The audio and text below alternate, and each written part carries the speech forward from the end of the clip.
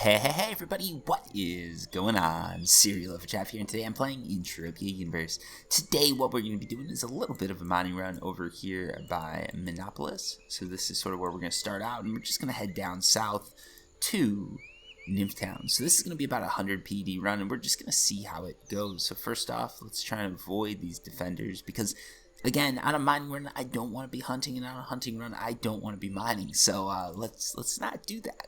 But basically, the way this is going to work is I'm just going to run some tests, just run around, drop some probes, see what happens, and we're just going to chit and chat and see what happens, right? So yeah, just recently I've been giving it my all to place in this whole summer mayhem thing. And you can see here about an hour and 30 minutes in, I've got 15 M tokens, 6 stronghold boxes, a good number of output amplifiers. This is from an Aatrox hunt that I did for a video.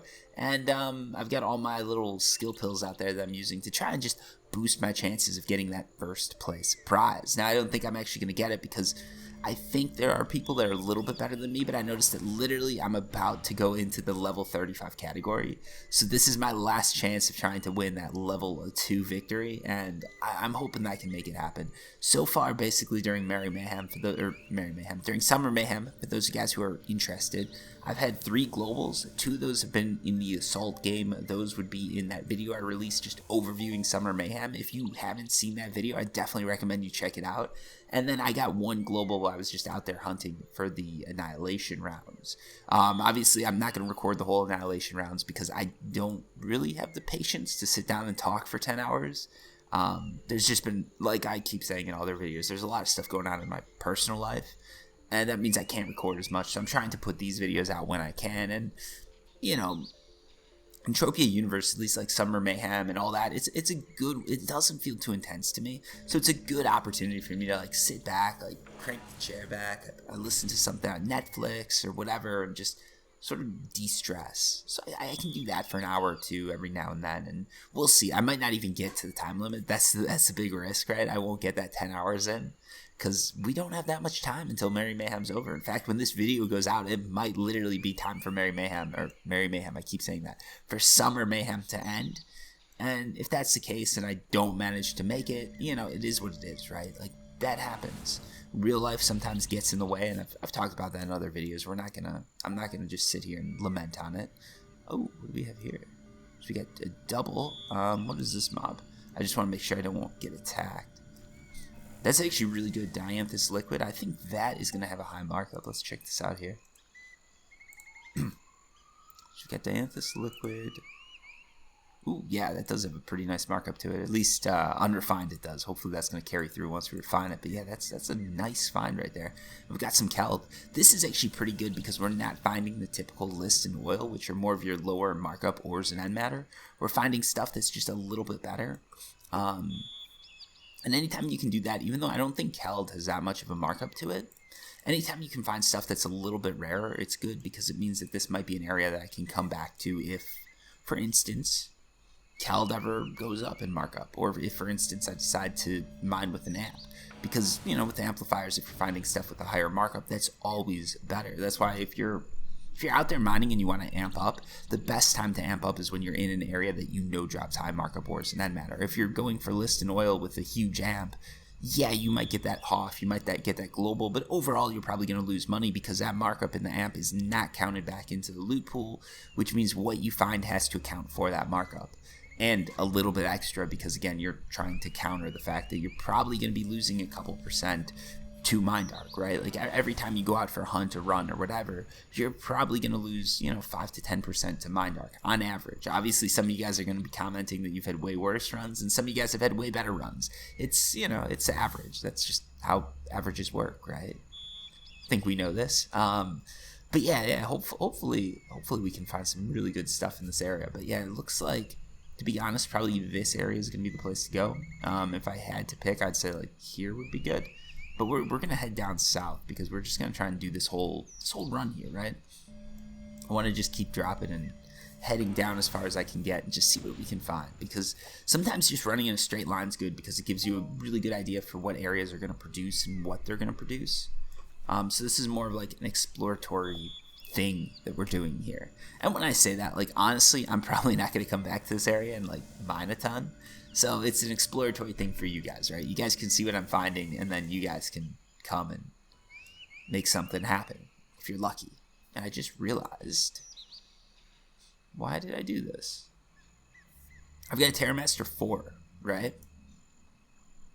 And if you look at this, I've got a depth enhancer on that. These tier things sort of don't work the same way they used to, which sucks. But this depth enhancer means I can go down to like 796 depth. Well, with this thing, we're getting a lousy 522. So I don't know why I was not using this thing. It's a bit of a mistake on my end. I did the hotkeys wrong, actually. That's exactly what it is. I hotkeyed it wrong. All right, there we go. So now we're good to go. Now we're going to be using the actual finder that we should be using, right? And that is the wrong hotkeys again. For those guys who don't know, basically the way I do this is I have 2 sets of hotkeys, one for hunting, one for mining, because I don't like to mix the two. So if I'm hunting, I've got my F1 tab hotkeys. If I'm mining, I've got my F2 tab hotkeys. That's just how I do it. You don't need to do it that way. That's just sort of how I organize things in my head, and that's how it's literally been working for me since probably the dawn of time. A lot of you guys probably weren't born when I was doing things. No, I'm just teasing. How many of you guys are under 11? None of you, because you shouldn't be on YouTube at that age. Anyways. So yeah, we're just going to keep going here and see what we can find. Hopefully there's going to be some good stuff. Also, heads up, the Eamon event, right? I think that's going to be coming out soon. And if you go over here to Minneapolis, there's going to be some scientists. You can trade with them to see some of the rewards that are going to be possible for the event. There's some really high efficiency amplifiers. And when I say high efficiency, we're talking about like 90 percentile efficiency. Like amplifiers you can put on your gun and get 98% efficiency with that amplifier, which is crazy. So my best amplifier, right? You guys mostly see me using, let me find it here. Where's my crazy gun? Must be, yeah, this one, right? My best amplifier right here is this A203, which actually does have some pretty high efficiency, and that's sitting at 84.4%. But that new amplifier, that amplifier that's going to be given out for the Eamon event, that's sitting at 98.5%. And some of them, I think I saw one in the 99 percentile, which is crazy. That's like, I don't even know. That's going to change the game for whoever loots that, right? Like, that could be a huge thing. I guess it's not looting it. You've got to collect a series of Eamon, I think it's like DNA samples and stuff like that. And then with that, they're going to give you that amplifier. The other thing that opens up is the fact that if Eamon DNA is dropping, that means that there's a land area that could be able to buy Eamon DNA and then have those mobs year-round, which would be another crazy thing to see. So for those guys who don't know, this is probably a lot older than most of you. But the way it used to work in Entropia Universe, and I imagine the way it still does, except for planets and stuff, they sort of ruined that with planets. Landowners, they used to have to get DNA for a mob before that mob could spawn on their land area. And some DNA was extremely common, like Exosaurus DNA. It was pretty easy to get. You just get a few different Exosaurus parts, you put them into, I think it was a refiner or something, and then you get the DNA sample, you put that into your land area, you get Exosaurus. Aatrox was a little bit harder to get, and then some of the mobs that were extremely rare, I'm not sure if like Hogla was one, but there were some mobs that were extremely rare that their DNA might only drop once. Like all those parts might have only ever dropped once. So players would have to barter and bargain and sort of fight their way to get this DNA sample that was probably worth hundreds of thousands of PEDs. Maybe not that much, maybe over 100,000 PDs, right? Like they get that DNA, they put it in their land area, and then all these players just come there and hunt and go nuts because this was the only place you could find this mob. And that's how you justified a high tax on the land area. If you're going to tax 5%, you need something that makes it unique, something that makes it worth 5%. If you have the only version of a mob that drops, let's say, angel armor, which that's not a thing, but let's say you have the only version of the mob that would drop angel handguards or something, everybody's going to have to go there to get those. So you're just going to make a ton of money because people are coming there to get that rare piece because they know that rare piece is definitely worth it. And that was the logic, right, behind these people paying so much for this rare DNA. And I think when Planet Partners came along, that model was sort of put on the back burner. But I'm hoping with this Eamon event that we could be seeing a return to that, because that's going to be awesome. And that's going to mean that land areas have sort of a renewed purpose, and there's really going to be a lot of cool stuff that people will be able to do with them. Because I really like that idea of being able to like build your own mob, right? Being able to build a not unique mob, but a mob that's sort of yours. It was created by the Entropia Universe devs, obviously, but a mob that was yours, right? Like a mob that only your land area had, that really gave that land area value. And then if you went to sell that land area, that value would sort of be transferred on. And I always thought that was a really cool system, and I'd love to see that come back, just because I think personally I was such a big fan of it. But yeah, I don't know. Maybe you guys are like, Serial, we don't care. But that's my thing. And yeah, I always like that, right? Like, I've never looted this stuff. I've never made a ton of money off like mob DNA or anything like that. But it's just like, it's such a cool idea. What I'd really love to see if they could take that idea of, what was the game? Like back in 2009, it was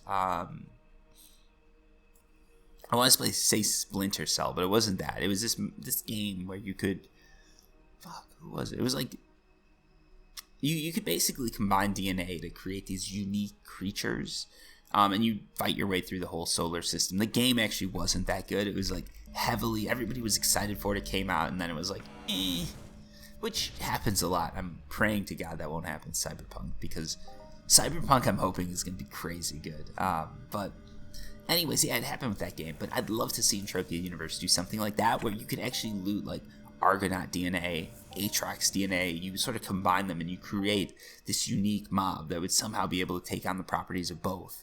Now, obviously, I don't think they're going to do this, because the system itself would cost a ton of money to design, and very few players would really get to interact with that system. They'd have to heavily expand the land area system, and it would be some crazy stuff. Plus, with planet partners, it would be a little hard, because again, planet partners want to have unique mobs on their planets, and that sort of undermines that whole DNA aspect of the game, really. Because now, if someone, if a planet partner can just create a mob and they've got it, they can just have all these unique mobs, and people are going to go there rather than going to one land area that has one unique mob. They'll go to Arcadia, which has 1 million unique mobs, and all of them very cool, very interesting. But yeah, we'll see.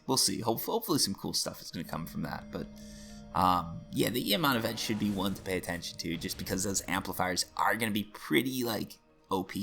So I'm definitely excited for that.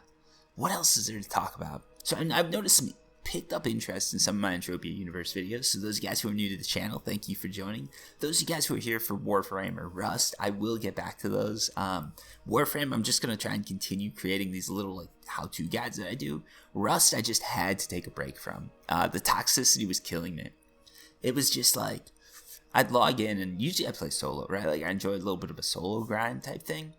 It was just too much. Like, I'd log in, I'd get my base going, I'd be like, all right, now, maybe tomorrow we'll film a video, we'll do something cool with this, and then I'd come back and the base is destroyed, and it happened like 5 times in a row, and there's just so much time that goes into it, and I decided, like, no, I'm not gonna make an advanced guide or more updated, like, because beginner guides for Rust I can do, and if you look, my Rust beginner guides are actually, like, pretty well watched. And they are well received. Like, this isn't me spamming Rust beginner guides and hoping to get clicks. This is me putting out like 2 sort of well edited videos, well done videos, and getting about 80,000 views a piece, which is pretty good. For those guys who don't know, like, if you're getting 80,000 views a piece, like, those videos are definitely worth making. Like, they're bringing in not a huge income or anything like that, but a decent amount of money for the time that you put in, and they're popular. Like, people are watching it, people are subbing to the channel because of this, and I really do love that. And I put out some other Rust videos that are pretty good, like these just one-off. A lot of the one-off how-to guides do pretty good, because most people who are in YouTube are in it for money, which means A, they're going for popular content, which Entropia Universe isn't, so this stuff works, and B, they're going for 10 plus minutes, right? So those people are going to have like professionals doing the thumbnails. They're going to have like editors. Everything's going to look a little bit more polished than a video that I do, because I'm editing myself and I make my own thumbnails, right? Now, those people are going to make some serious cash if they do it right, because 10-minute videos pay more, right? So my big thing is I'm trying to make short videos that are to the point, because I know my editing can't compete with someone who's literally just studying editing and figuring everything out about it. And my commentary, I don't think it's bad. I think my commentary is entertaining. I think I could probably keep up with a lot of podcasts out there. Like if you put me on a podcast or something like that, I don't think I do horrible.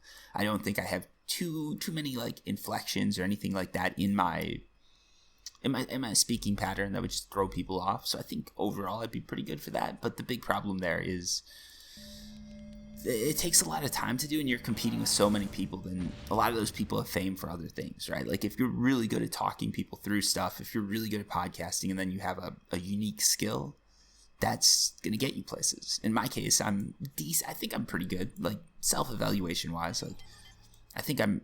Oh boy, that's not good. Self-evaluation wise, I think I'm pretty decent at talking through things and everything like that, but I don't have the gameplay to back it up, right? Like if I do a Rust podcast or Warframe podcast, like I can do it, right? Like I can talk you through it. I just don't have the experience that some of the other players do, and they're bringing a lot more to the table. So it's hard to compete there. With Entropia, because I've been playing for so long, I do have a bit more of experience with it, just because I've put the time in as far as years and stuff.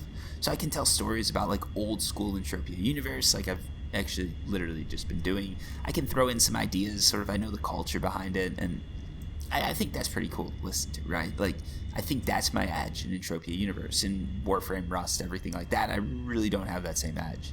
So my thing is, since I don't have the editing, I don't have the edge, I've either got to put in a lot of time like you see me do with those Rust beginner guides to edit, or I've got to do these quick clips that basically get people what they want to know fast. And I like doing that too, because I'm helping people, right? Like that's a really good way to help people out. And a lot of people, I mean, at least me, right? Like when I was younger, I'd always go to these videos and be like, all right, how can I do this? And there was some guy talking for 30 minutes. Like that's the worst thing. I don't know if you guys have ever experienced this. You're playing a game, you get stuck in an area, and you Google it, right? Like you get to this YouTube video, it's 30 minutes long, and some guy playing this mission.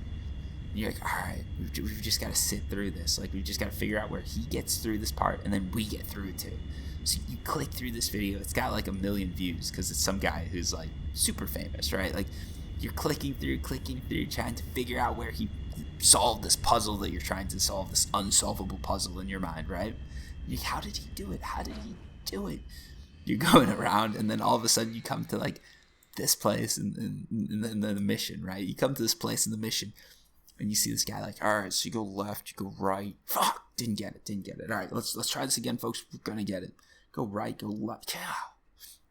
All right, let's try double clicking the mouse 5 times and screaming to Satan or something, right? Like doing all this ridiculous stuff, and you're like, all right, come on, dude, do it. Like just do this, because his videos aren't edited that well. And then that's just where the video ends. Like 10 minutes into that, he's like, I can't do it. We're gonna have to look up a guide. I'm gonna come back to you guys tomorrow. So I just spent like 30 minutes clicking through this video, and it's just some guy getting upset at the same place I got upset at, which does validate me a little bit, so that's nice. But it validates me a little bit, but I still don't know how to get past it. There's so many games in my category, my like gaming library, that have just stopped with those videos, because I see like some guy with like, maybe back in the day he was getting like 10,000, 100,000 views a video, which is huge, right? Like back in the day, if you were a YouTuber that could get 10,000 views a video, you were a god. So like you see someone like that, right? And then I'm sitting there, I'm like, if he can't get it, how can I? And that's like where the games would end for me, because no one put out guides that were like short and to the point. So I'm trying to do that, so like when people do get stuck in these areas, they can just jump into a Serial Overdrive video and figure it out in 2 minutes, rather than 30 minutes of like clicking through the video trying to figure out where this guy did it, and then you can't get to it. And the other thing I've experienced is where people do these Let's Plays, and again, like popular, so the Let's Plays are ranked up high, because if you don't know if you like a video and watch the video most of the way through, that's really good for the YouTubers. So if they're entertaining, they'll get way more views, right? Like if they can bring you in, drag you in with some sort of clickbait title or clickbait thing, like if they start the video off like, wow, this is the best video game ever, and this is the most amazing level, and you gotta see why. A lot of people are going to stick around for that, because they're like, wow, that's the most amazing video game ever, and the most amazing level. This is literally the best thing to ever exist in the planet. No, it's not, but people stick by for that, right? So like they're doing that, and they'll just get more views, right? They've got those fans hitting the like button, they get more view time, and YouTube ranks them higher, and it's just this it's what did they, oh man, I want to say catapulting effect. That's not it. It's this Oh my god, I'm drawing too many blanks here. I need some coffee. I gave up caffeine, by the way, so like no coffee for me, unfortunately. Just for a little bit, or hopefully that's gonna help me out here. But yeah, so like there's just all sorts of like stuff like that. And oh, sorry. The other worst thing is when literally like you're watching someone do that and they get to this part where you're stuck and then they've got to look up another guide, and you're literally at this point like sometimes during these Let's Plays you're literally watching a Let's Player sit there and look at videos on YouTube to try and find how to do something that you went to their video to do. It's Inception, just over and over again, and then they're getting aggravated for the same reason that you're getting aggravated because they can't find it. But somehow they put this in their title and they tried to rank for it because God knows why, right? Well, everybody knows why clicks. But yeah, when I see that stuff, especially when I'm stuck, I'm like, when I figure this out, I'm going to do a video that's short, to the point, and tells everybody what they need to know without telling them too much. And I feel like it's a service I provide. That's a serial overdrive service. So yeah, that's why I do it, I guess, and that's why you guys see me doing these videos like that, because it's just like let's just get right to the point and tell people how to do it, and so they're not in the same boat that I was stuck in, right? Because that really sucks. So hopefully it helps. But yeah, the Rust videos were just getting now we're going full circle back to the Rust videos. The Rust videos were just getting to be too much for me. It's just too much negativity from the community and stuff like that, and just with everything going on with me, I couldn't deal with it. So I'm like, nah, we're just gonna take a break, a mental sanity check. Like, we just got to do that, and it is what it is, right? There's no shame in that. So yeah, I'm taking a little bit of a break from that, but Warframe and Entropia Universe are still sort of pretty go-to, and they're pretty good games that you can jump into, right? Like, this video is probably gonna be 30 minutes long because I'm talking. It's a longer run, and I'm taking time. I'm literally telling stories here, so taking time in between every drop to talk, which does not help. And it is what it is, but it doesn't help. And I talk with my hands too. Like, you guys can't see it because there's no face cam, but I talk with my hands, which means that basically, when I'm talking, a lot of the time I'm not hitting these buttons. I'm not mining. I'm forgetting about that. I'm getting into my story, which is what you want, right? But at the same time, it's makes it a little bit harder, right? Like, now you're, now I'm not dropping probes as often, so these mining runs take a little bit longer. But I think it's a good trade-off.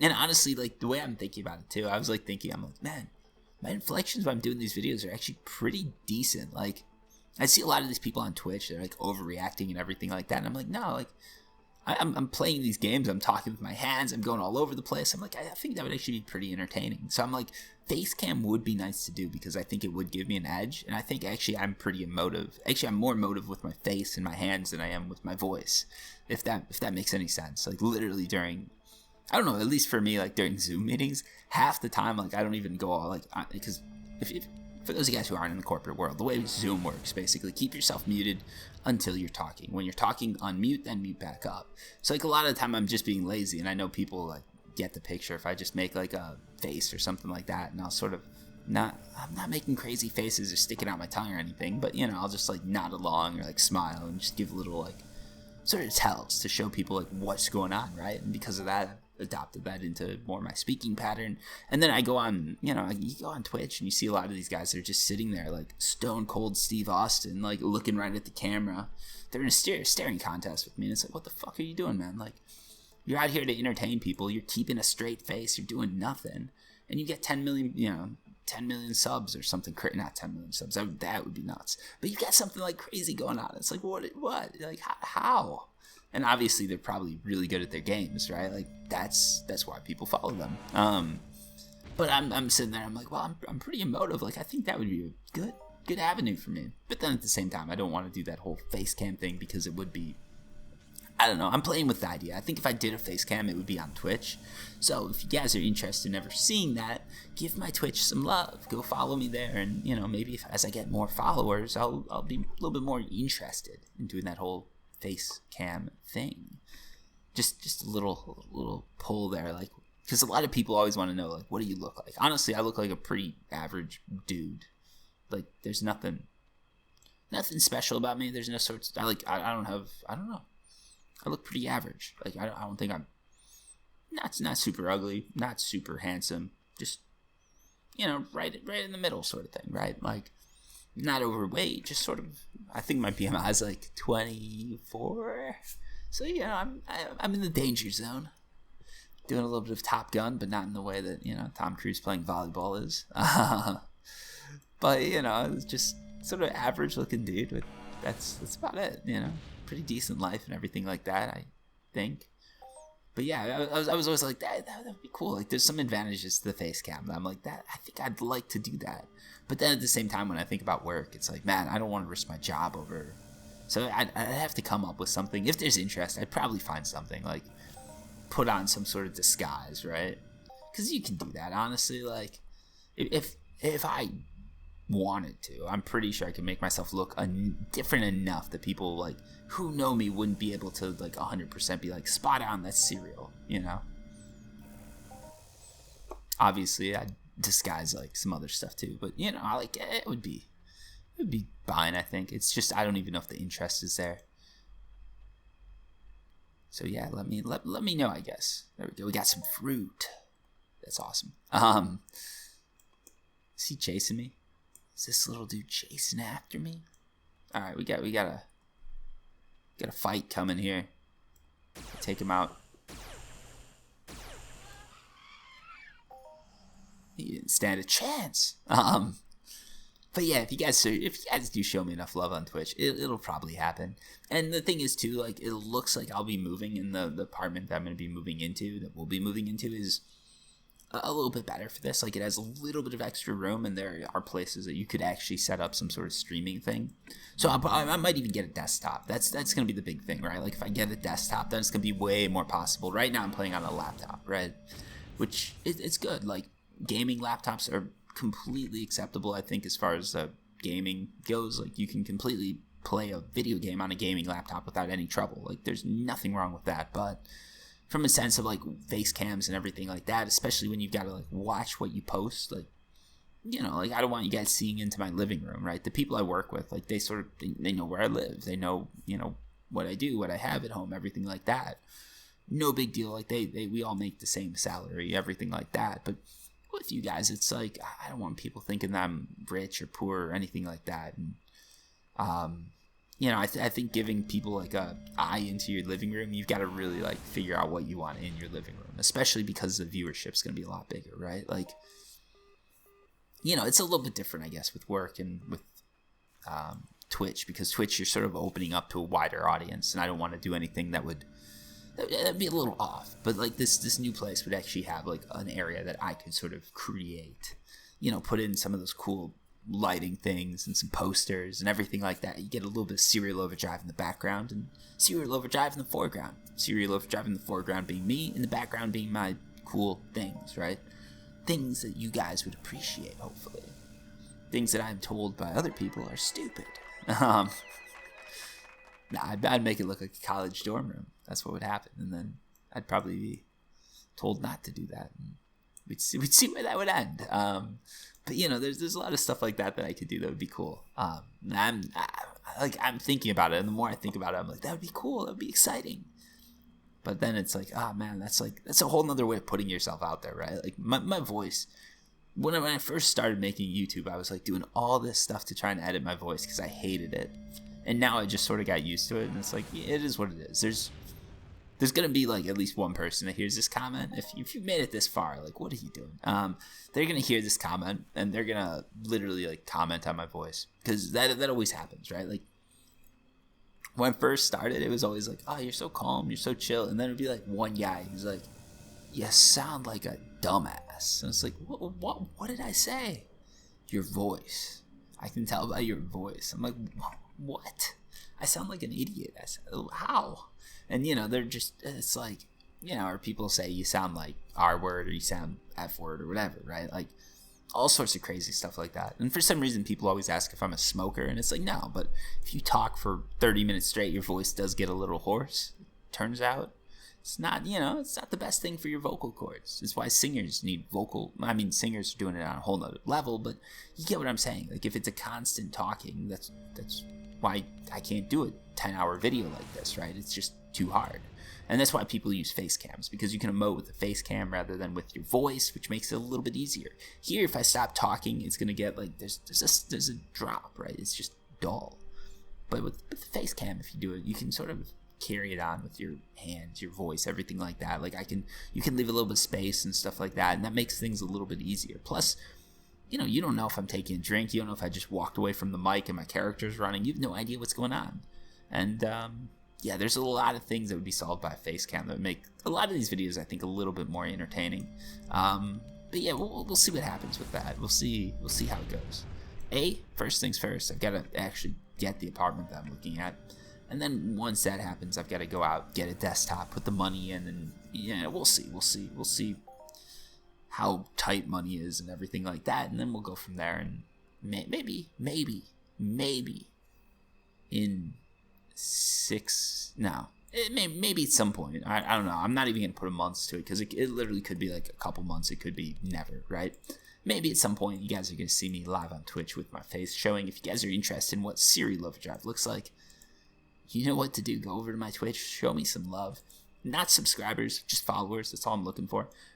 Just helps me gauge interest, figure out what you guys are looking for, and maybe we can make this thing happen.